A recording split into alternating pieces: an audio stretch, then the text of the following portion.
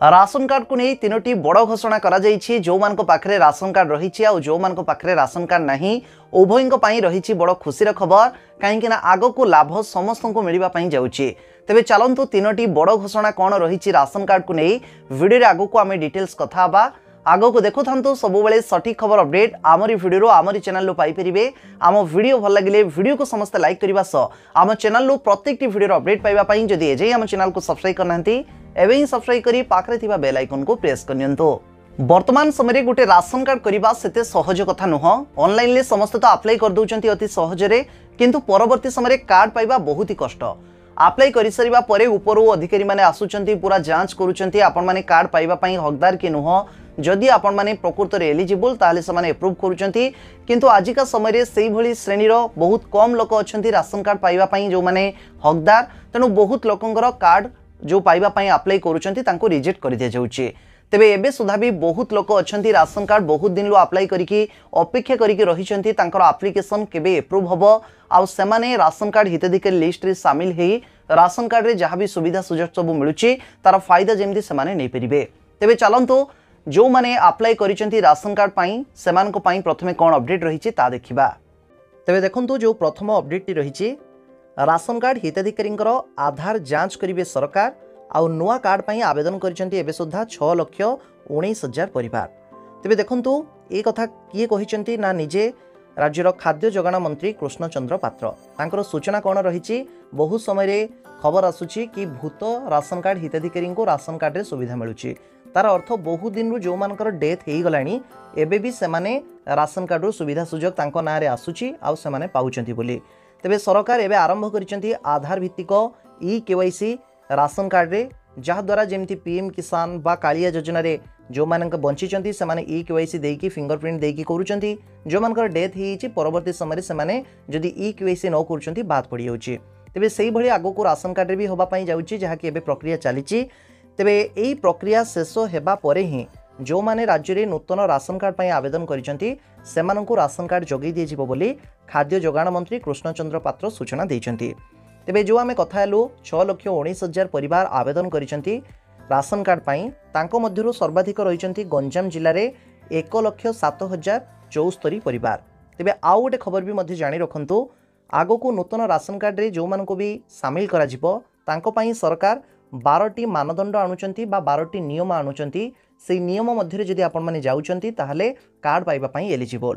सेही भली 10टी मानदंड मध्य आगो को आनिया पई जाउचंती। 10टी नियम जो मान को पाखरे कार्ड रहिची सेमानकु सेही नियम एग्नेस्ट जदि आपण माने जाउचंती बा सेही नियम भितरे जदि आपण माने न जाउचंती ताले राशन कार्ड रो आपनकु वंचित मध्य करा जाई पारे।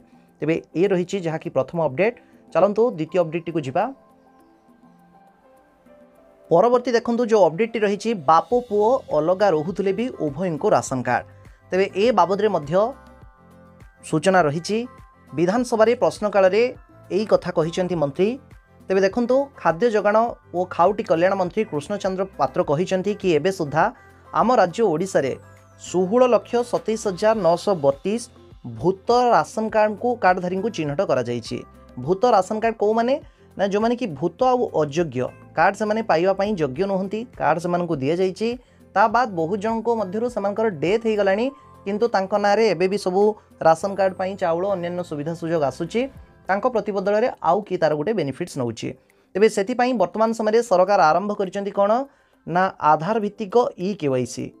आ द्वारा जो मानकर डेथ हिची से माने एथिरो बाद पडिचिबे।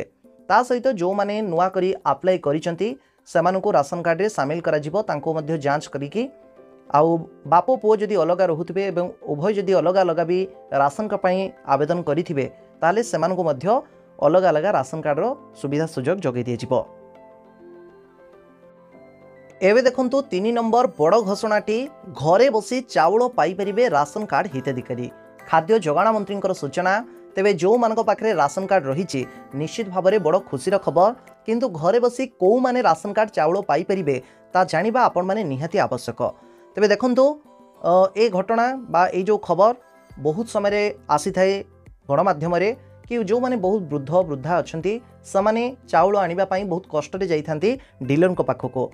तेबे से संपर्क में सूचना रही कौन देखु जो माने वयस्क जो माने वृद्ध बा जो माने असहाय जाई पारुना डीलर पाखक बा पंचायत रे जोठी दिया जाउछि राशन सामग्री सेठी से माने जदि पहुँची पारुना बहुत लोक एमती भी अच्छा पहुँची पारुना बोली तांको नारे जो सुविधा सुजोग आसूची से तार बेनिफिट्स नहीं पारुना कि चाउल आनी पारुना से क्षेत्र में सरकार कौन नियम करिसेंती ना तांकर घर को डीलर बा जे भी दौरान राशन सामग्री बांटुचंती तांकर घर को जिबे जेहेतु बयस अधिक है से आसी पारुना घर को जाइकी तांको बायोमेट्रिक टिप चिन्ह हो बा जहाँ भी प्रोसीजर थिबो ताको फिलअप करेंगे आ परवर्ती समय सरकार से भली वृद्ध वृद्धा मानक पई स्वतंत्र आप मध्य आनिबे कहीं बयस अधिक हो गला बेलू फिंगरप्रिंट मध्य काम करूना एवं तांको घरे राशन सामग्री पहुँचवा नहीं कि घोषणा होईछि जेटा कि आपण माने जानिबा दरकार। प्रत्येक गाँव में बहुत वृद्ध वृद्धा अच्छा जो माने कि यही सुविधार वंचित जदि होउचंती ए बाबद रे आपण माने जानिले डीलर को मध्य जणाई परिबे जहाद्वारा से असहाय निरीह लोकटी